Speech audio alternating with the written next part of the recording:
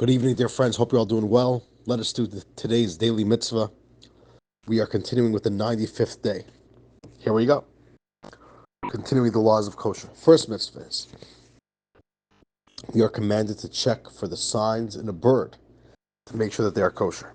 For there are only certain species that the Torah allows us to eat. Now, it's interesting. When it comes to birds, this is one of the only form of animal life, of living stuff in the world that the Torah lets us eat. But the Torah doesn't give us the exact criteria of what are the signs that make it kosher.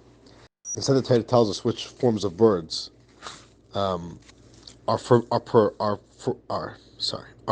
by the Torah. And once we look at all the species of birds that the Torah prohibits, we can look and start seeing certain patterns and say, you know what, this is a characteristic in birds which makes them non-kosher, etc. And this is a positive mitzvah that we should know and check birds for their kosher signs and the signs that would make them non-kosher. As the Torah says, "Kol tzipor tehera techelu," every pure bird you shall eat. That is a positive mitzvah. Next mitzvah is that we are commanded to check the signs that would make a grasshopper kosher. Did you know that? Grasshoppers could be kosher. And it's clearly in the Torah. The Torah says, Asher lechra'ayim mimal raglav, that it has like a knee, a bend above its feet. I'm not very well versed in grasshopper anatomy, grasshopper anatomy, but I guess that there's something very unique and characteristic with the way that the leg and the foot of the grasshopper are shaped in the kosher grasshopper, and only that one is kosher.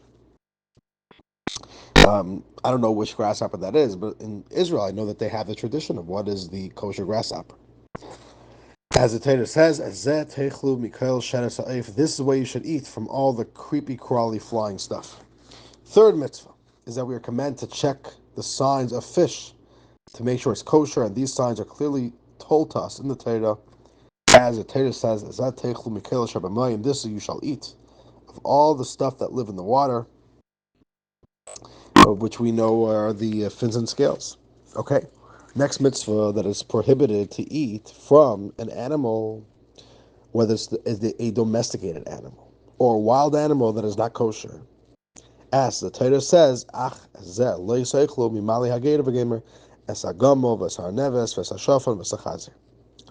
the Torah says, and this you shall not eat from those animals that only chew their cud. And the Torah lists 4 animals that only have one of the kosher signs, which includes a camel and it includes a pig. A pig has split hooves but does not chew its cud.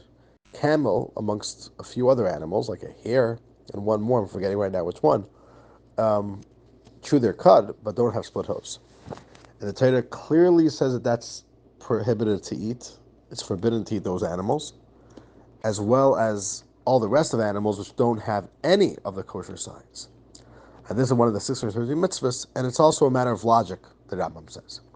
Because the Torah only explicitly speaks to us about the 4 animals that have only one of the kosher signs.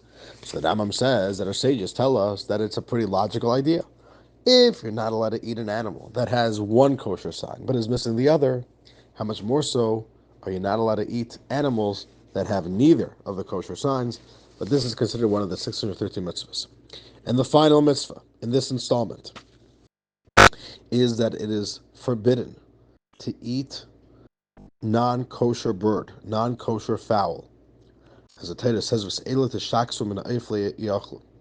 these are the forms of bird, of fowl that you should separate yourself from, totally distance yourself from. You shall not eat them. And dear friends, that is our mitzvahs for today.